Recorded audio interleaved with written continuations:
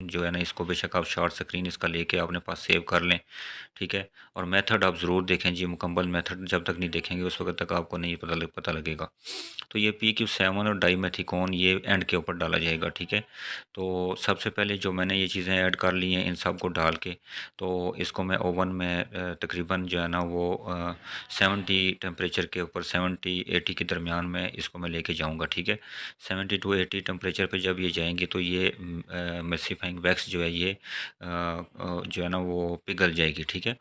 और पिघलने के बाद फिर जो है ना वो ऑयल और पानी को जो है ना वो आपस में कंबाइंड कर देगी, यानी कि उनको जोड़ देगी। तो ये मैंने ओवन में इसको टाइम दिया था, उसके बाद फिर मैंने इसको निकाल लिया जी। और ये देखें, तो ये अभी जैसे जैसे ठंडा होगा ना तो ये मिल्की टेक्सचर में आना शुरू हो जाएगा, ठीक है जी। ये देखें, अभी आपको ऑयल नज़र नहीं आ रहा है इसके अंदर, क्योंकि ऑयल जो है और पानी ये दोनों आपस में मिक्स हो गए हैं, ठीक है। एमल्सिफाइंग वैक्स का बेसिकली यही काम होता है, ठीक है। तो ऑयल और पानी मिक्स हो गए हैं। ये अभी इसके अंदर प्रोपिलीन ग्लाइकोल और ग्लिसरीन ये मैंने ऐड नहीं किया है। ये जैसे ही 40 के ऊपर टेम्परेचर जाएगा ना जी, 40 के ऊपर टेम्परेचर आएगा तकरीबन, यानी कि कम टेम्परेचर हो जाएगा, तो फिर ये बाकी की चीज़ें इसमें ऐड होंगी, ठीक है। तो इसकी पहले मैं स्पैचुले की मदद से जो है ना मिक्सिंग करूँगा, ठीक है। ये देखें जी, इसका जो कलर है ये भी थोड़ा सा यानी कि फेड हो गया है, ठीक है। अभी मिल्की टेक्सचर में नहीं आया है, तो ये आप देखेंगे कि ये बिल्कुल मिल्की टेक्सचर में आ जाएगा, ठीक है। तो इसमें जो एमल्सिफाइंग वैक्स है वो एक तो एमल्सिफिकेशन का काम करती है, प्लस वो थिकनिंग एजेंट भी है, यानी कि वो थिकनेस भी लेकर आती हैं। इसके अलावा आप इसको अगर ज़्यादा थिक करना चाहते हैं तो फिर इसमें स्टेरिक एसिड का यूज़ करेंगे, तो ये थोड़ी गाढ़ी हो जाएगी, थिक हो जाएगी, ठीक है। और ट्राई एथेनॉल अमीन जो है ये भी जो है ना वो थिकनेस के साथ साथ इसमें जो इसकी पीएच है उसको मेंटेन करता है, ठीक है जी। तो अभी जो है ना वो मैं इसके अंदर जो है ना वो ये PQ7 और डाइमेथिकॉन ये भी इसमें डालूँगा, ठीक है। तो इससे पहले मैंने ये ग्लिसरीन और प्रोपिलीन ग्लाइकोल ये 10-10 ग्राम लेके ये मैंने इसमें डाल दिया है, ठीक है। प्रोपिलीन और ग्लाइकोल और ग्लिसरीन ये दोनों पहले डाल के तो इसको मिक्स करना है, ठीक है, क्योंकि टेम्परेचर काफ़ी नीचे आ गया सॉल्यूशन का। तो ये तीन दोनों चीज़ें इसमें मैंने डाल दी हैं, ठीक है। प्रोपिलीन ग्लाइकोल और जो ग्लिसरीन होती है ये भी बालों के लिए बहुत बेहतरीन काम करती हैं, ठीक है। बालों का जो मॉइस्चर है उसको बरकरार रखती हैं, मॉइस्चर को जो है ना वो ख़त्म नहीं होने देती, ठीक है। तो अभी मैंने स्टिक ब्लेंडर का इस्तेमाल किया है जी। ये देखें, स्टिक ब्लेंडर के ज़रिए मैं इसकी मिक्सिंग कर रहा हूँ, ठीक है जी। तो इस स्टिक ब्लेंडर्स की मिक्सिंग से, क्योंकि ये हाई स्पीड मिक्सिंग होती है, तो उसकी वजह से देखें जी ये बिल्कुल मिक्सी में जो है ना मिल्क की तरह हो गया है, मिल्की टेक्सचर में आ गया है, ठीक है। तो ये देखें, अभी मैं इसको वक्तन फ़वक्तन जो है ना वो स्टिक ब्लेंडर की मदद से इसको मिक्स करता रहूँगा, ठीक है। तो ये प्रोसेस जी तकरीबन जो है ना वो आधे घंटे घंटे का होता है, ठीक है। इसको वक्तन फ़वक्तन इसको जो है ना इसकी मिक्सिंग करनी पड़ती है, ठीक है। फिर इसको छोड़ देना होता है, फिर मिक्सिंग करनी पड़ती है, फिर छोड़ देना होता है, ठीक है। तो इस तरह जो है ना ये फिर आपका जो सॉल्यूशन है ये रेडी हो जाता है, ठीक है। बेसिकली इसके जो ऑयल फेज़ है और वाटर फेज़ है इनकी एमल्सिफिकेशन करनी होती है, ठीक है जी। तो अभी जी मैं इसके अंदर PQ7 ये देखें, ये गाढ़ा सा जो महलूल आपको नज़र आ रहा है ये है जी PQ7, ठीक है। पॉलीक्वाट्रियम 7 ये बालों के लिए बहुत बेहतरीन काम करता है, ठीक है। ख़ास तौर पे जिन बालों के अंदर रफनेस होती है उसकी ड्राईनेस जो होती है उसकी ख़त्म करता है। और ये डाइमेथिकॉन जो है जो मिल्की टेक्सचर में आपको नज़र आ रहा है ये डाइमेथिकॉन है, ये भी बालों के लिए बहुत अच्छा काम करता है, ठीक है। तो बालों के अंदर कंडीशनिंग का काम करते हैं ये दोनों, ठीक है। और प्लस जो बालों के अंदर खुश्की होती है, ठीक है, स्किन की खुश्की जो होती है बालों की वो उसको भी ये दूर करते हैं, ठीक है। तो ये दोनों भी इसके अंदर जो है ना वो 10-10 ग्राम इसके अंदर जाएंगे, ठीक है जी।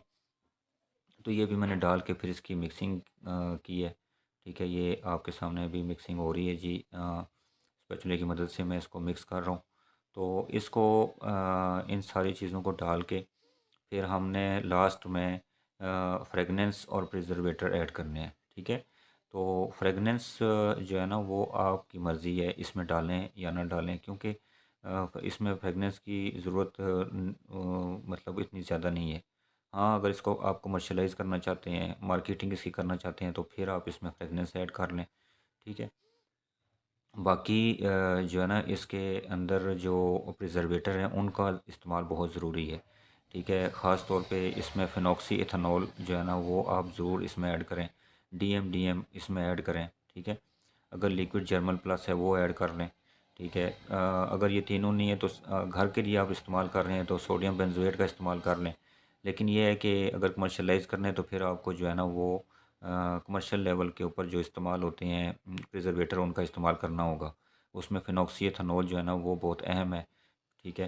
क्योंकि फिनॉक्सी और डीएमडीएम ये दोनों बहुत अच्छा काम करते हैं इसमें, प्लस ईडीटीए का भी इस्तेमाल आपको करना होगा, ठीक है।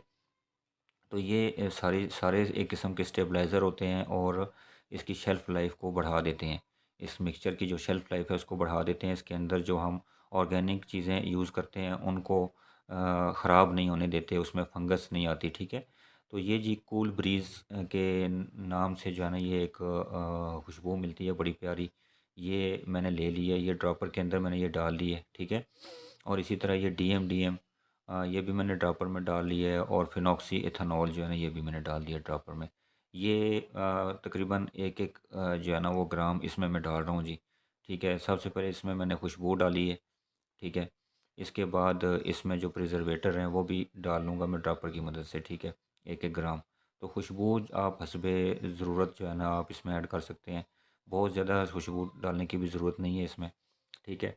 तो बेसिकली मैंने जो इसके अंदर टर्मरिक और सॉरी अपना जिंजर, ठीक है, प्याज और एलोवेरा का जो एक्सट्रैक्ट यूज़ किया है ना, वो मैंने उसको स्टीम डिस्टिलेशन सिस्टम के ज़रिए हाइड्रोसोल उसका निकाला है, यानी कि अर्क निकाला है। तो अर्क से जो है ना उसकी खुशबू जो स्मेल होती है ना प्याज की, और जो अदरक की स्मेल होती है वो नहीं आती बिल्कुल भी। लेकिन अगर आप उसका जूस निकालेंगे ना तो उसमें थोड़ी बहुत ही जो है ना उसकी स्मेल आएगी। तो उस स्मेल को ख़त्म करने के लिए फिर आपको खुशबू का सहारा लेना पड़ेगा। तो कोशिश करें कि आप स्टीम डिस्टिलेशन सिस्टम के ज़रिए उसका जो है ना उसका हाइड्रोसोल निकालें। हाइड्रोसोल का ये फ़ायदा होता है कि उसकी खुशबू जो है ना वो जो उसकी स्मेल होती है वो नहीं आती है, ठीक है। तो इसलिए आप हाइड्रोसोल के ऊपर मैं प्रेफर इसलिए करता हूँ कि हाइड्रोसोल में आपको सारी प्रॉपर्टीज़ भी मिल जाती हैं, प्लस जो उसकी स्मेल होती है वो भी ख़त्म हो जाती है। तो इस तरह मैं मिक्सिंग जारी रखूँगा जी। तो फाइनली जी हेयर टॉनिक मिल्क ये आपके सामने रेडी हो गया है। इसको देखें, ठीक है, इसकी थिकनेस देखें, ये बिल्कुल जिस तरह ऑयल की थिकनेस होती है उस टाइप का ये बन गया है जी, ठीक है। इसको आप मज़ीद गाढ़ा भी कर सकते हैं, थिक हो सकता है, लेकिन मैंने इसको थिक नहीं करना, ठीक है। तो ये इसकी आप थिकनेस चेक कर लें, और इसका रिज़ल्ट भी बड़ा बेहतरीन है। किसी किस्म का चिपचिपापन नहीं आता बालों के ऊपर। ये एक बोतल है जी, कैप वाली, ठीक है। इसके अंदर मैंने इसको डाला है, और इसकी पीएच भी मैं आपको चेक कराता हूँ, ठीक है, कि इसकी पीएच जो है ना वो बिल्कुल न्यूट्रल रखी गई है।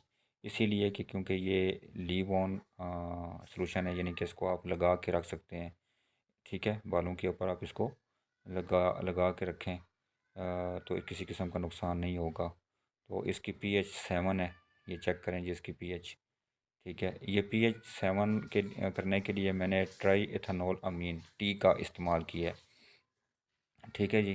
तो चूँकि ये एसिडिक था तो ट्राई एथेनॉल अमीन डाल के तो इसको मैंने 7 के ऊपर लेकर आया हूँ। आप इसमें थोड़ा थोड़ा सा कास्टिक सॉल्यूशन भी डाल के तो इसको लेके आ सकते हैं ऊपर की तरफ, ठीक है। प्लस अगर दोबारा नीचे लेके आना हो तो फिर आप सिट्रिक एसिड से इसको नीचे लेके आ सकते हैं। तो इस सिलसिले में किसी किस्म का कोई सवाल हो तो आप मुझे कमेंट बॉक्स में कर सकते हैं, ठीक है। और ये आप देखें जी इसकी थिकनेस, और इसको हाथ के ऊपर बिल्कुल ऑयल की तरह रख के तो लगा के तो फिर आप जो है ना अपने बालों के ऊपर लगा सकते हैं, और बड़ा बेहतरीन किस्म का रिज़ल्ट इससे आता है। उम्मीद है कि ये मेरी इन्फॉर्मेटिव वीडियो आपको अच्छी लगी होगी। तब तक के लिए इतना ही, अल्लाह हाफिज़।